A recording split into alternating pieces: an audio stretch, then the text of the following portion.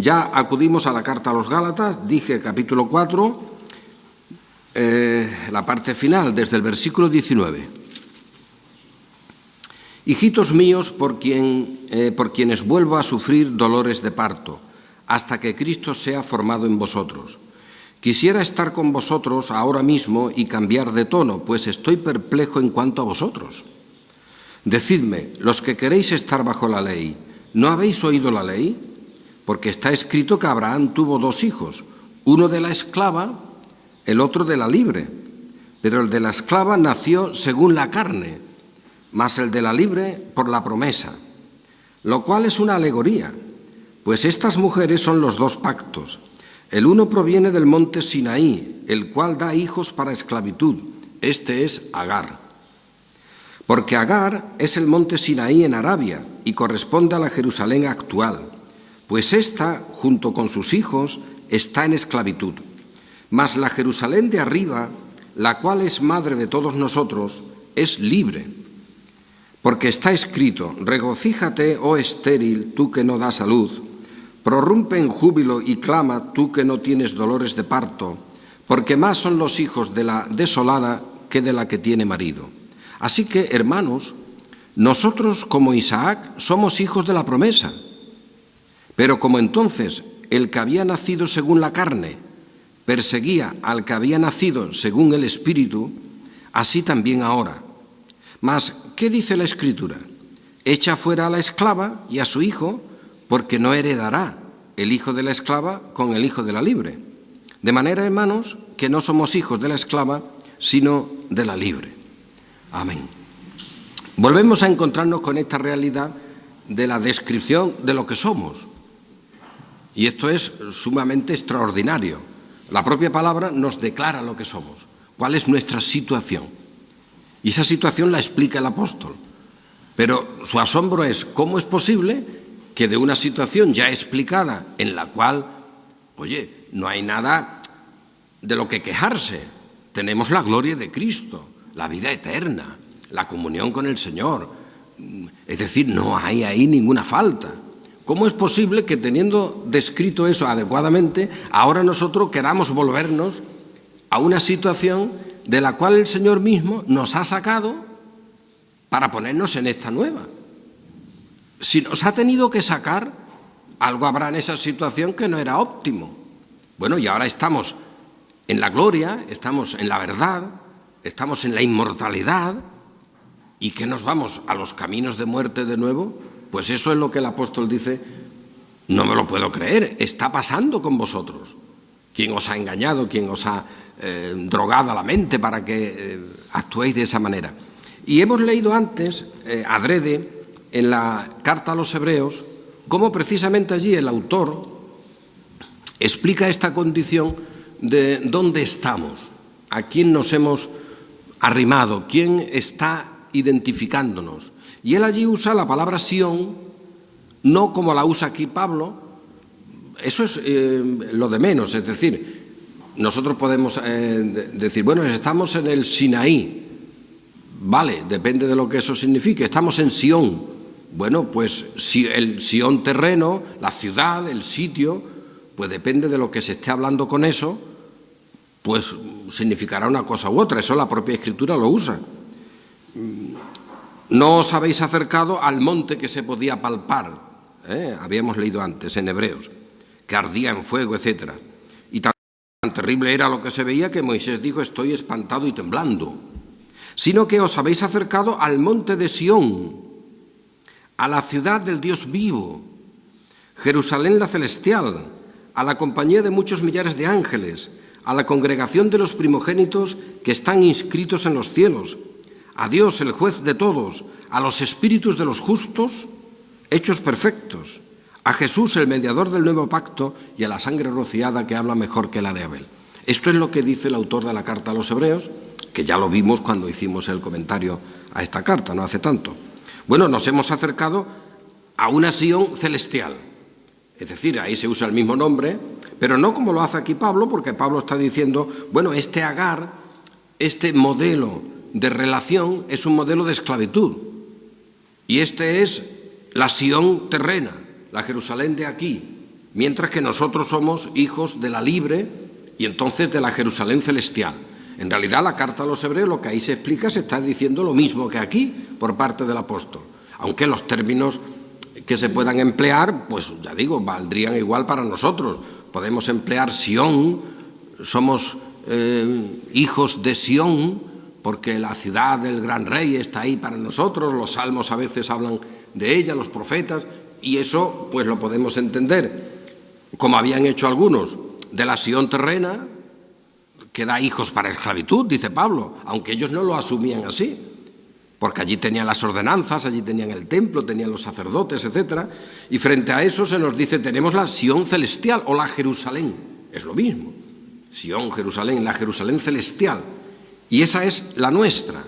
Por lo tanto, estamos ahora, un día más, un domingo más, mirando esta carta y en ella nos está describiendo el apóstol dónde estamos,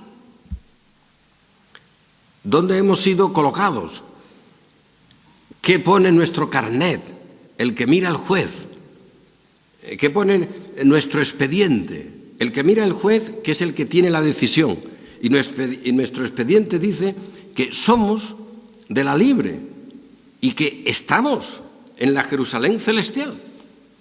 Luego, el autor de la carta a los hebreos dirá, pues fijaos, esto es un reino inamovible, porque lo otro era movible, se cambiaba, se removía, y así está escrito que tiene que hacerse.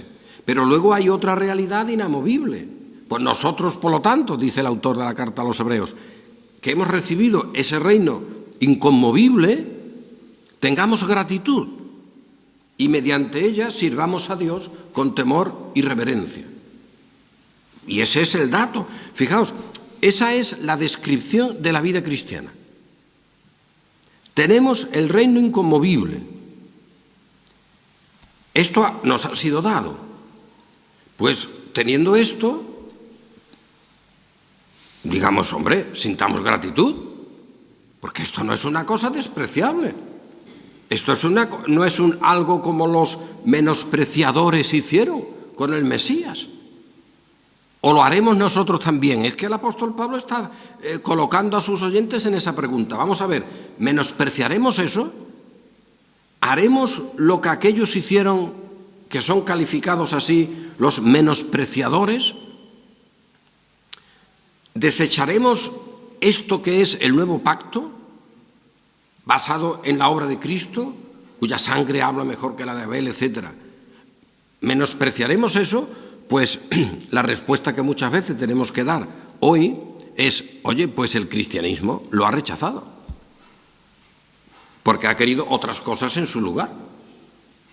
Y cuando te anuncian la verdad de Cristo o el evangelio de la salvación, no te anuncian ese reino inconmovible, sino que te anuncian, en todo caso, que ya es mucho caso, el reino antiguo por el cual tú tienes que hacer algo ahí para llegar al inconmovible. En todo caso, que ya es mucho caso, te enseñan que tú tienes que estar ahí con las leyes, con las normas, con las costumbres, con los méritos, para que a través de eso, pues quizás al final consigas llegar a la Jerusalén celestial. Que ese es un poco el falso criterio, un poco la falsa imagen, que desgraciadamente queda en el, por otra parte, muy buen libro, que es El progreso del peregrino, donde el peregrino va toda su vida sin estar hasta que llega al final, cuando se muere, a la ciudad celestial. Hombre, eso tiene muchas enseñanzas, pero la estética es destructiva, la estética es terrible, la estética no es aceptable. El creyente está en la Nueva Jerusalén desde el que cree. Ese es el dato. Y luego le pasan cosas, claro, como a cada uno de nosotros. Pero no es que se coloca en un camino, sea este estrecho como quiera, para luego a través de ese camino llegar a la ciudad celestial. El apóstol dice, mirad, esto hay que aclararlo. Estáis con una o con otra, con la esclava o con la libre. Vosotros con la esclava no queríais estar, ¿verdad que no? Pues lo que me estáis proponiendo, eso es querer estar. Así que me estáis empleando otro término. Me estáis diciendo que cuando enfatizáis las obras, los méritos humanos, la conducta, la moral humana, todo lo que queráis, ponedlo todo lo dorado que queráis, haced todo de eso la leyenda dorada que queráis, pero eso al final es Agar, el Sinaí o la Jerusalén terrena. Es eso. Vale, que no es el paganismo. Muy bien, hijo, no es el paganismo lo que me estás proponiendo. No me estás proponiendo los misterios dionisiacos de Grecia. No me estás proponiendo el desastre moral de esta cultura o de aquella otra. Vale, ¿qué me estás proponiendo? El orden sacerdotal, lo que los fariseos estimaban como justo. Muy bien. ¿Y qué? Porque resulta que el que me vale a mí, que es Dios mismo, el que trata de estas cuestiones, el que sabe de qué va el asunto, porque es el que lo ha organizado, me dice que eso es la Jerusalén terrena. Y esa Jerusalén terrena no da hijos para salvación y libertad, sino que tiene hijos en esclavitud. Así que, dilo como quieras, pero si me traes el no gustes, no toques, te podrá valer a ti y a otros porque eso tiene un cierto prestigio según la carne. Si guarda los días, los meses, las estaciones, los años, pónmelo como quieras, dóralo como quieras, pero eso corresponde a la Jerusalén terrena, a esa Sión que es la de Agar, la de la sierva, y esa no hereda con la libre. Sin embargo, nosotros, y esto no porque haya habido algo previo, no, porque el Señor nos ha llamado, fijaos a vosotros Gálatas, ya le ha dicho el apóstol, llegué ahí por motivo de una enfermedad, por una cosa muy circunstancial, ni siquiera estabais en el plan de visitas, pero el Señor así nos ha llamado a todos, de una manera o de otra. Luego, cuando ya hemos sido llamados, pues nuestros hijos han nacido en ese propio llamamiento de los padres y están ahí, los hijos de los hijos, y esos son planes del Señor, como Él quiere, que nos llama, que nos encuentra como Él quiere, pero así lo ha hecho y punto, no hay un previo, no hay una metodología, y eso es lo que el apóstol le dice a los Gálatas. Y ahora con eso, ¿qué me encuentro? ¿Que os queréis volver otra vez a la esclavitud? Oye, entonces, ¿para qué murió Cristo? ¿Pensáis que desde la esclavitud se puede llegar a la cruz del Calvario? ¿Pensáis que el ordenamiento de las costumbres, de los ritos, de las tradiciones de la Jerusalén terrena con sus sacerdotes, con su Sanedrín, con sus costumbres rituales, que ya en el colmo algunos las querían cumplir tanto que querían liquidar al Mesías, pero cumpliendo los ritos? ¿Pensáis que desde ahí se llega al Calvario? No, el Calvario es la exclusión de eso. El Calvario, la cruz, el Mesías que está allí es el que condena a esto. Y ya lo avisa. Aquel está allí solo con el Señor y está llevando a su pueblo, pero no lo está llevando en el templo, que será destruido además porque ya no tiene necesidad. No lo está llevando con los sacerdotes y con el pueblo, está allí solo. Y ese es el nuevo pacto, esa es la sangre que redime. Y esa es la que ahora os anuncio, dice Pablo, y ha quedado claro que esa es la Jerusalén celestial. Por lo tanto, vamos a ver, ¿qué me quieres comparar? Esa Jerusalén celestial que es la cruz de Cristo, que es vergüenza para la terrena. Porque aquí no hay una posibilidad de que haya un poco de ecumenismo entre las dos. Una pelea contra la otra. Y si está la una, no está la otra. Bien que históricamente, pues ahora también sabemos, esa Jerusalén celestial, la salvación está aquí, el Señor conservándola en medio de la mezcla, como la cizaña y el trigo, hasta el día final, vale. Pero lo que no es posible es que sean las dos la misma cosa. Eso no puede ser. Que parezcan que estén viviendo juntas, eso es evidente. Así tendrá que ser, hasta el final. Pero no pueden ser la misma cosa, porque son contrarias. Porque hay dos corazones, hay dos señores, hay dos leyes. Unas tienen unas características, y la ley del amor, la ley de Dios, la ley de la revelación, la ley del espíritu de vida que está en nosotros. Todo eso está ahí declarado. Por lo tanto, no me traigan las dos como si pueden estar juntas, porque no pueden ser hermanas, no pueden ser ecuménicas. Son opuestas, son enemigas. En una está Cristo y en otra está el anticristo. Una es la cruz y otra es la que produce esa cruz, es decir, la que no quiere esa cruz en el templo, aunque luego la hayan metido como mejor han podido. Ese es el dato. Y ante esto la pregunta del apóstol sigue sonando en nuestro tiempo. Vamos a ver, ¿vosotros qué queréis? ¿No habláis de libertad? ¿No habláis de decisión? Pues a ver, decidid qué queréis. Iglesias modernas, iglesias evangélicas y cristiandad moderna, que eres libre, que eres no sé qué, que eres no sé cuánto. ¿Qué quieres? Es lo que el apóstol está diciendo. Vamos a ver, los que me presentáis eso, ¿qué queréis?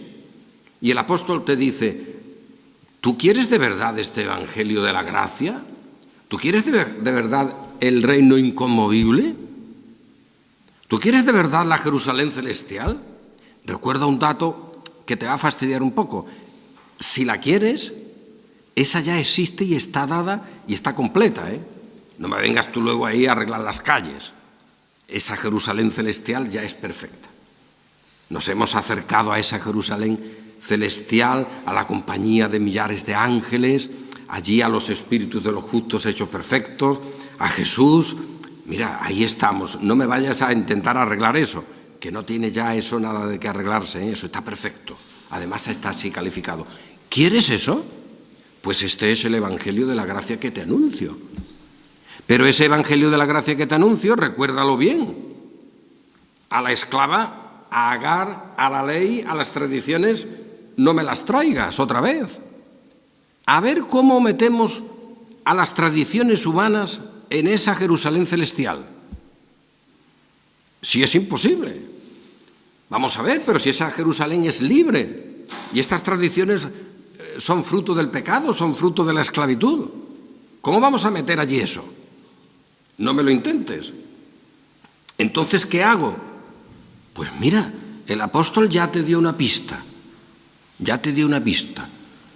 Con estas cosas, dice él, yo las repudio como basura. Haz tú lo mismo. Entonces, ¿con qué me quedo? Pues quédate con el reino inconmovible. Ah, pero es que eso ¿qué? ¿Que no tiene gloria? ¿Que hay que darle una pinturilla? ¿Que hay que arreglarlo?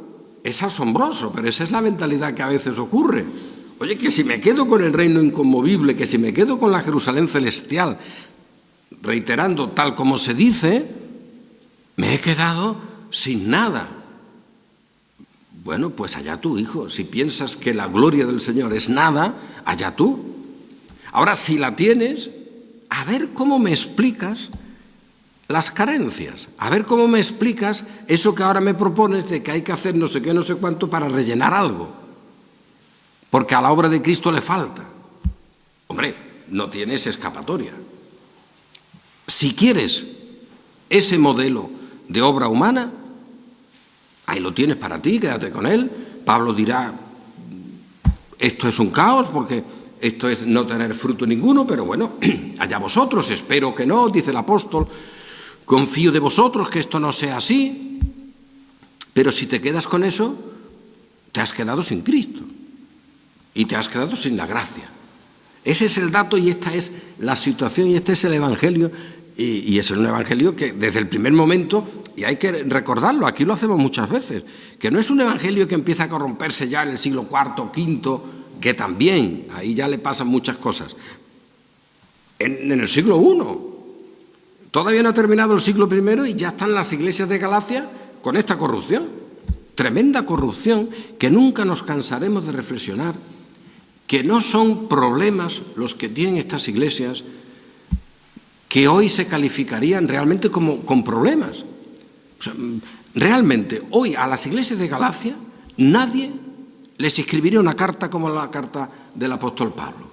Al contrario, dirían, menos mal, hermanos, que hay ahí un grupito de iglesias fieles que estáis ahí un poco salvando los muebles, porque fíjate, la iglesia de no sé quién, o la iglesia de no sé qué zona, ay, la que están haciendo, allí permiten no sé qué cosa, allí están haciendo no sé qué malas costumbres, pero vosotros, ay, qué bueno, estáis ahí afirmados, y además queréis la ley, y estáis ahí verdaderamente luchando, y estáis trayendo el Antiguo y el Nuevo Testamento, y sois de las Sagradas Escrituras.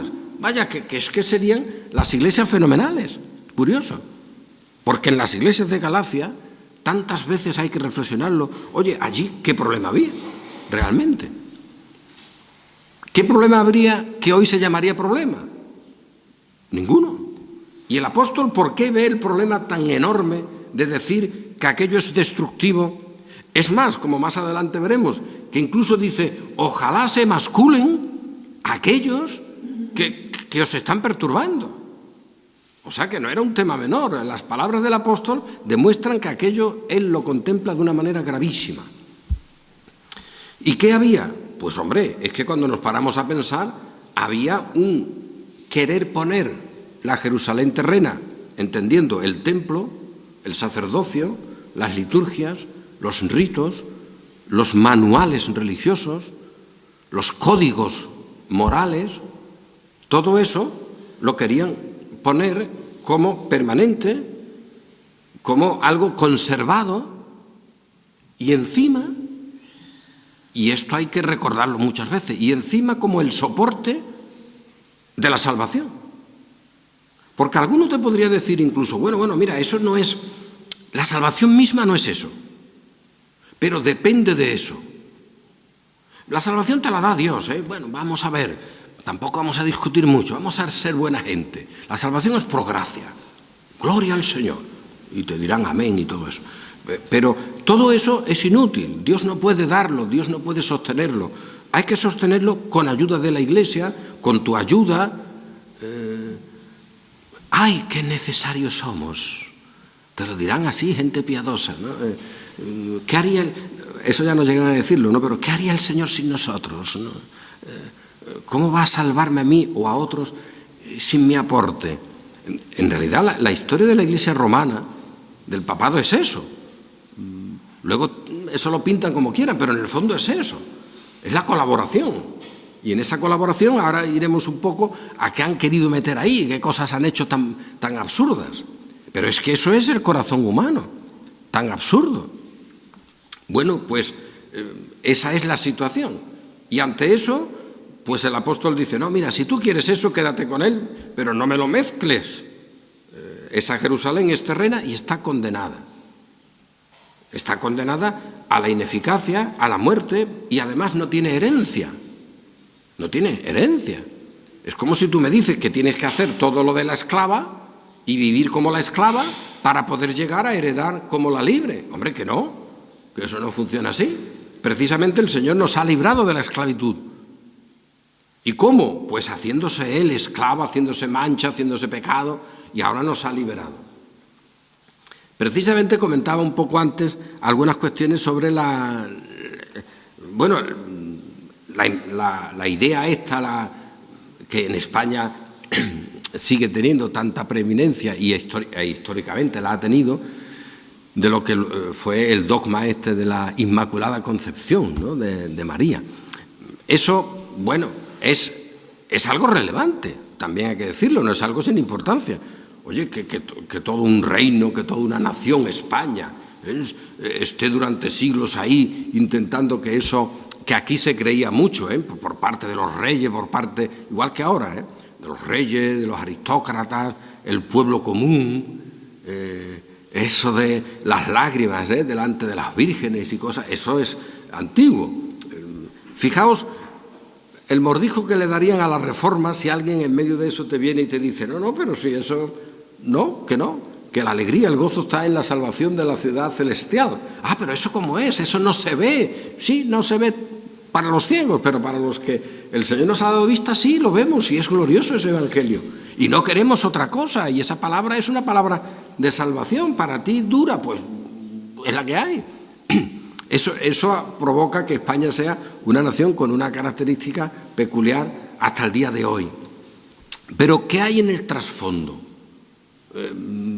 Porque siempre podemos ver a lo largo de la historia momentos en los que, por ejemplo, en esta época de los Gálatas, pues allí estaban intentando arreglar la gracia de Dios, que la gracia no fuera sola, que allí había que ponerle algo, y ese algo te lo pintaban muy bien, porque no te lo van a pintar mal, vaya, pero te lo pintaban muy bien. Y Pablo, que sabe de pintura, te dice, no, esto es una fachada, ¿eh? Aquí por dentro el que está realmente es el diablo, ¿eh? Es el que hace esclavos, ¿eh? Es el padre de mentira y de la muerte. Me lo presentáis todo muy doradito, ¿verdad? La procesión, la custodia dorada, ahí está Agar, ahí está el Sinaí de muerte, ahí está la esclavitud, y ahí no hay herencia. El apóstol lo ve, otros no, y están allí tan contentos con aquellas cosas como hasta el día de hoy. Y ha habido muchos modelos, pues para al final poner la salvación en la propia carne, es decir, en el propio ser humano, de una manera o de otra. Y ahí, desde el principio no fue así, es verdad, porque durante siglos, oye, María, la buena María, la madre física del Señor, pues tampoco andaba por ninguna parte, no estaba, sencillamente no estaba. En algún lugar, sobre todo en Oriente, empieza ya cuando ha pasado algún tiempo, a tener una cierta indicación en algunas cosas, pero realmente es curioso, María no está. Los primeros escritores, bueno, pues hay ahí algo, hombre, de que Cristo nació de María Virgen, eso está claro porque los evangelios lo anuncian, pero María como tal, como presencia en la Iglesia no está. Luego se va acumulando, y se hace, como hasta el día de hoy, que está por todas partes. Además es el propio fundamento. Bueno, pues no siendo así, llega un momento tardío, ya te digo que eso no es del siglo I, ya tardío, pues que intentan arreglar a la naturaleza humana en la persona de María, Ya había habido también, es verdad, un concilio en el que para explicar o defender la divinidad de Cristo, pues se decía que María era la madre realmente de Dios, que Él era Dios verdadero. La importancia siempre era sobre Cristo, pero se mencionaba que María, bueno, Él había nacido de María, pero Él era Dios. Entonces, ahí hay algunas primeras indicaciones, pero realmente tienen que pasar bastantes siglos para que luego ya la idea de María como un lugar sin mancha, un lugar donde la humanidad alcanza su perfección, eso se va fabricando y estamos ya en el siglo, fijaos, XIII, XIV. Antes hay sus apuntes, pero el siglo XIII o XIV es el siglo de la Inmaculada por excelencia, o los siglos. Y ya luego el XV, el XVI con la Reforma Protestante, el XVII, eso ya es tremendo, el XVIII, España ahí es la gran inmaculista, eso es un nombre correcto, por cierto, la gran inmaculista, y en el XIX, pues hombre, ya el Concilio Vaticano I establece el dogma de la Inmaculada Concepción, y así hasta el día de hoy. Como la hicieron inmaculada, pues tampoco se pudo morir, y hubo luego que hacer el dogma de la Asunción, de que tuvo que ser sacada de aquí porque muerta no pudo estar, porque, oye, el fruto de la muerte es el pecado, pero si no lo tienes tampoco puedes morir. Y eso complicó a la teología católica hasta decir, bueno, pues vamos a asuntarla. Y le hicieron la Asunción. Y eso ha hecho que en España haya conchas y asunciones. Pero lo cierto es que eso tiene, aparte de la cosa popular y tal, el trasfondo de decir, no quiero a la Jerusalén celestial, yo quiero a la esclava. Pero tengo que arreglarla para que aquí esté la promesa, para que aquí esté el bien. Y eso es lo que intentaron, hacer que María, es curioso, pues naciera sin pecado, que fuera sin mancha. Eso no está en ninguna parte. El único que nace de una manera especial, única, porque es Dios y hombre, es Cristo. Pero María es una persona como otra cualquiera. Sencillamente, ni ella pretende ser de otra clase, pero aquí la tuvieron que fabricar, fijaos, por esta inercia de decir, no me conformo con Cristo, porque este Cristo es soberano, cuidado ahí no hay manera de meterse con él. Este Cristo hace lo que quiere, pero ahora con María voy a hacer yo lo que quiero, y es poner a la humanidad en una condición adecuada, en la que ahí la mancha no esté, en la que no sea necesaria la voluntad de Dios para la salvación. Pero si uno pone oído, oye, esto es lo que suena en el evangélico moderno, que en la salvación no esté solo la voluntad de Dios, que haya que poner también otra voluntad, y que la haya que poner de una manera o de otra. Y eso es lo que la Iglesia romana hizo, y muchos cultos populares también, y en eso pues se fabricó esa idea de humanidad no esclava, de humanidad pura. Que reitero, eso en Cristo se puede tratar, igual a nosotros, pero sin pecado. El que no conoció pecado fue hecho pecado. Pero en María, en la madre, pues hubo que hacerla sin mácula, inmaculada, es decir, sin mancha. Y uno, no es el caso aquí de hacerlo ahora, pero uno se puede dedicar horas y horas a ver la cantidad de teorías que en el mundo religioso se produjeron para hacerla sin mácula. Eso era tremendo. Y aquí, y me río un poco porque aquí nuestra ciudad de Sevilla, que aunque se lo dio Franco el título de muy mariana en su escudo de la ciudad, eso se lo dio Franco, por cierto, pero la verdad es que toda la vida había sido muy mariana, muy de la Inmaculada, y hay episodios curiosísimos, pero curiosísimos por las discusiones absurdas que se daban entre los teólogos para hacerla sin mácula, unas cosas rarísimas. Pero, a ver, ¿por qué menciono esto? Porque esto es lo que produce la esclavitud. Y ahora podríamos decir, vamos a ver, ¿tú qué quieres? ¿Lo humano arreglado? Pues ahí tiene la historia del cristianismo, hijo. Eso se lo diríamos a los evangélicos que quieren, de alguna manera, como este teólogo y gran predicador, bueno, gran porque ha predicado por todas partes, ¿no?, que murió no hace mucho, Billy Graham, pues este hombre era uno de los que te decía, no, ahí el ser humano no puede ser salvo porque a Dios le dé la gana, porque Dios quiera. Tiene que colaborar, tiene que aceptar. Y en esa aceptación no puede haber nadie con él. Él está solo con su voluntad para aceptar o no aceptar. Y si él no acepta, Cristo no puede hacer nada, ni el Espíritu Santo. Esa era la teología de este hombre. Y esa es la teología evangélica. A lo bruto o menos a lo bruto, pero que al final, sin tu voluntad, no hay manera. Ese es el modelo. Pues ahora volvemos a decir, vamos a ver, los que queréis estar en esa condición, ¿no habéis oído la ley? Y ahora nosotros podríamos decir, pero ¿no habéis leído la historia de cómo se ha querido fabricar el poder humano? Ese poder humano que tiene su significación mayor en la pretensión de hacer a María sin mácula. Y aquí, pues mira, un par de anécdotas, por curiosidad simplemente.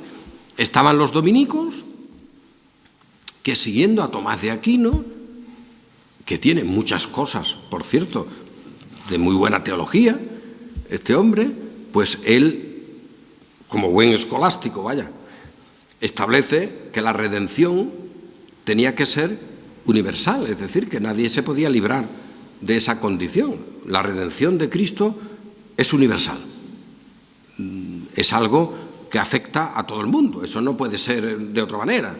Pero claro, ahí te decía, también a María, también a su madre. Entonces los dominicos, cuando hablaban sin mancha, pues tenían que meter esa idea de María para que fuera sin mancha dentro de la necesidad de ser redimida. Y tenían ahí sus especulaciones curiosísimas, ¿no? Que es como mencioné antes, eso de que tardaba 3 meses la carne en que se le animara y el alma viniera, y que ahí hubo tiempo para el Señor preservarla o santificarla, esa carne, para que luego el alma llegara ya y no tuviera pecado. Pero luego estaban los franciscanos que decían, no, imposible. Tuvo que ser concebida sin mancha. Y tenían unas discusiones enormes. Hay una anécdota en Sevilla de una bronca que se produjo en una iglesia de los dominicos, porque un predicador dominico, se llamaba Molina, o Molino, no me acuerdo, Molino, porque hay una canción de este Molino. Pues el hombre, para mostrar la enseñanza de que María tuvo que ser santificada, luego ya nació limpia, pero la tuvieron que arreglar dentro del vientre de su madre, que decían que era Ana. Ahora volvemos a eso. Pues se le ocurrió decir que María nació como tú, como vos, como yo, como vos, o como Martín Lutero, como diciendo, la carne suya era la de cualquiera, y casi lo matan. Aquí en Sevilla casi lo matan, hubo una revuelta popular, tuvo que intervenir el rey, bueno, fue una cosa tremenda, y tanto tuvo que intervenir el rey, el papa, que incluso llegaron a prohibir que se discutieran esas cuestiones. Es decir, que en las iglesias no se podía discutir, fijaos qué absurdo, si había sido arreglada a los 3 meses de ser concebida o que si ya nació bien. Esa era la discusión, porque cuando nació ya estaba sin mancha. Inmaculada era, pero unos decían, bueno, la hicieron inmaculada a los 3 meses de ser engendrada, y otros decían, no, desde el principio. Y eso llegó a una polémica enorme, por todas partes, había discusiones, la gente discutía, se peleaban, una cosa verdaderamente atroz, de esclavitud, de falta de verdad. Gente ignorante, la mayoría ni sabía leer, ¿no? Entonces, que eran llevadas, como hoy día, por gente que te habla de la Virgen, de no sé qué. Ay, ya no se puede explicar. Pues bueno, sí se puede explicar. Eso es pura corrupción. Y en ese contexto se prohibió por el Papa que se pusiera que se discutiera sobre ese tema, si había sido concebida sin mancha o luego nació sin mancha. Esto puede parecer una tontería, pero era lo que se ordenaba que se dijera como máximo, que ya nació sin mancha. Pero sin mancha concebida, eso era más complicado. Y aquí en Sevilla tenemos una Inmaculada de Murillo, famosa, hemos terminado el año Murillo, que se la encargó a Murillo el Cabildo Catedralicio, que como no se podía poner esas leyendas, es decir, ese título, sin embargo le encargó que lo pusiera en el marco. Y en ese marco, curiosamente, de la Inmaculada de Murillo, está el modelo franciscano de sin pecado concebida. Eso es en latín, claro, pero está puesto. Todas estas cuestiones que tienen otro dato más, fijaos, y con él concluyo. Oye, para que María estuviera sin mancha, habría que hacer algo con la Madre de María y con el Padre. Oye, porque la enseñanza era, a través de ser engendrados, era donde el pecado aparecía. Y en eso había teorías, que lo femenino se mezclaba con lo masculino, que ninguno podía tener autonomía, que había una destrucción, en fin, había unas teorías curiosísimas. Y tan curiosísima, fijaos en la Iglesia romana las ideas que tiene sobre el sexo, sobre estas cosas que han sido un destrozo hasta el día de hoy. Y eso forma parte de la ética de salvación. No se olvide, porque todo esto lo estamos diciendo porque, oye, esto es lo que el ser humano, Agar y sus descendientes, nos ha propuesto como modelo de salvación. Y frente a eso, Pablo te dice, esto es esclavitud y esto es muerte. Y ahora yo pregunto, ¿queréis volver a eso? Pues eso es lo que, con un evangelio en el que se necesite la voluntad humana o algo humano para que sea eficaz el sacrificio de Cristo, ese es el evangelio que se está anunciando. Pues bien, en el caso de la Inmaculada Concepción, de esas doctrinas, hubo que fabricarse una relación entre, que no se sabe los nombres de la madre y del padre de María, aunque le pusieron Ana y Joaquín, Santa Ana y San Joaquín. Y a estos, ¿cómo me engendran a María? ¿Cómo me engendran a esta mujer? Porque ellos mismos, como tuvieran relación, mal asunto. Pues para hacerla sin pecado, también fabricaron que la concibieron sin relación sexual. Ana y Joaquín, y se dice en latín, concibieron con un ósculo sin coitus. Así se dice en latín, ¿no? Hay una frase, y entonces hay cuadros por ahí que se ve a Joaquín y a Ana dándose un beso, y ya está María dentro. Esto es lo que hay, ¿eh? Eso tiene guasa, ¿eh? Pero claro, todo esto era fabricaciones. A Ana ya le había, que llevaba 40 años, esta no era como 40 años sin concebir, y entonces el marido decía, Joaquín, esta no concibe, pues la voy a dejar. Entonces un ángel aparece por ahí. Estos son unos documentos rarísimos, ¿no? Pero bueno, son documentos, el falso evangelio de Santiago, ahí lo dice, ¿no? Entonces un ángel también avisó a Joaquín y se encontraron los dos en la puerta dorada del templo de Jerusalén, y allí se vieron y se dieron un ósculo. Y héteme aquí que ya María quedó dentro, sin pecado, concebida, porque a ver cómo limpias tú eso si ha sido engendrada de una manera natural. Unas cosas atroces, pero esa es la Iglesia de Roma. Y hay de nosotros, porque los reyes de España, y yo creo que si hay república también los presidentes de la república, nos han puesto a España desde hace un montón de tiempo, desde la Reforma prácticamente, un poquillo después, el modelo de la contrarreforma es un modelo inmaculista. Pusieron a España, y la siguen poniendo hoy, bajo la protección de María Inmaculada. Y entonces en el contexto español, eso de Ave María Purísima, sin pecado concebida, que eran los saludos que se hacían, eso no es una tontería, es que eso era el modelo. Entonces se puso a España y se sigue poniendo a España bajo todo este tipo de esclavitudes. La patrona de España, por los reyes, por el gobierno, por eso podemos escuchar ahí a ministros cantando el novio de la muerte. Eso no es una cosa rara, ¿no? Esto es una barbaridad. España es que está dominada por sus autoridades, por esa idea inmaculista. Y por eso tenemos la Semana Santa, y por eso tenemos el rocío, y por eso tenemos esas devociones populares que se agrandan, que se arreglan, y eso es lo que hay. Y ahora nosotros decimos, evangélicos, ¿queréis eso?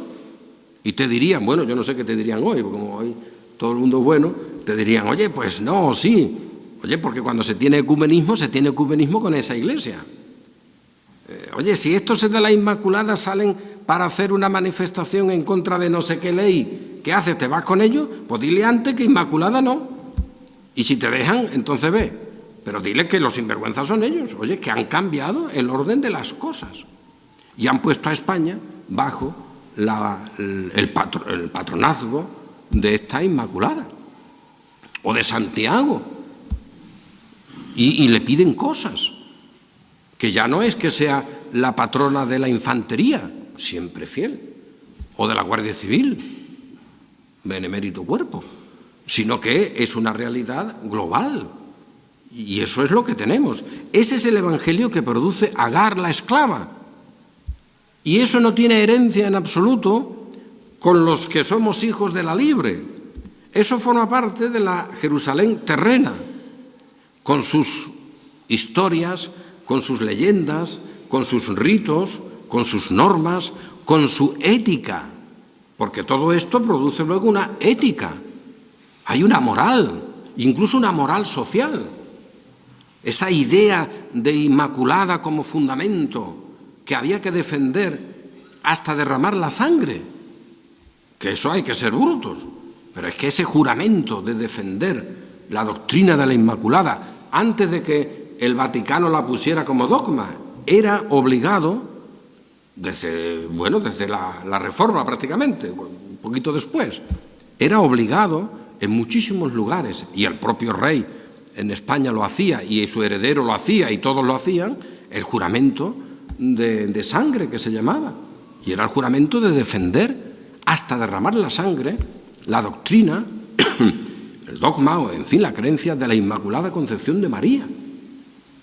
Y estos son verdaderas atrocidades, de lo cual nace la cultura española. A ver, un apunte más. Si tú querías ser abogado, legítima aspiración, tú tenías que hacer, porque el colegio de abogados te lo imponía, el juramento de sangre. Que hay que ser brutos. ¿Qué tiene que ver la abogacía? Bueno, pues la abogacía, para ser abogado en España durante siglos, había que hacer el juramento de sangre. Y era defender la Inmaculada Concepción de María. Y esto es una barbaridad. Que tú querías ser notario, juramento de sangre. No te digo yo militar, ese todavía más, ¿no? O los reyes, que uno tras otros hacían sus juramentos de sangre. ¿Lo habrán hecho los reyes actuales? Los anteriores sí, más o menos, ¿eh? Porque hay ritos que eso no sale en la prensa, pero están ahí. Los alcaldes con las vírgenes en ritos que representan esa defensa de la Inmaculada. Y lo que está añadido a ella, como la presencia de Cristo derramando su sangre, sangre que ha recibido de María, en fin, unas cosas bárbaras, como en el Corpus Christi, donde la autoridad tiene que salir a justificar que ella defiende eso. Y ahí si tú no lo defiendes. Y así, si tú querías ser maestro, las universidades, y esto no es una barbaridad, no es una anécdota, es una barbaridad real. Las universidades exigían el juramento de sangre para tú poder sacar luego hoy se diría un grado, aunque hay gente que saca grados con otro juramento, ¿no? Pero ese es un dato. Y esta es España. Y esta es la cultura de la familia. Esta es la cultura de la familia, la que tiene como fundamento a María Inmaculada, que tiene guasa el asunto. Pues bueno, es la hora de abrir un poco la mente y decir, ¿queréis esto? Vamos a ver. Vosotros, los que queréis estar bajo la ley, ¿no habéis oído? Pues ahora podemos decir, vamos a ver, los de la familia tradicional, los de la Sagrada Familia, los de la ética de no sé qué, los de la ética de no sé cuánto, ¿no habéis oído cómo Ana y Joaquín engendraron? ¿Cómo María fue inmaculada? ¿Cómo un dominico te decía de una manera y el franciscano de otra? Y los jesuitas, esos siempre agazapados, pero con su María como la cuarta parte. Esto es diabólico, esto es para enfadarse muchísimo. La cuarta parte de la Trinidad. En la iconografía jesuítica está el Padre, el Hijo, el Espíritu y siempre María con el Hijo, soportando la Trinidad. Este es el modelo. ¿Queréis eso? Pues eso es lo que produce la esclava. Gente esclava que vive en la muerte, sin la luz del Evangelio, pretendiendo tener una herencia que no le ha sido dado por Dios tenerla. Y frente a eso, pues fijaos, nuestro lugar, nos alegramos y gozamos en haber sido sacados de esa muerte. Sacados de esa muerte.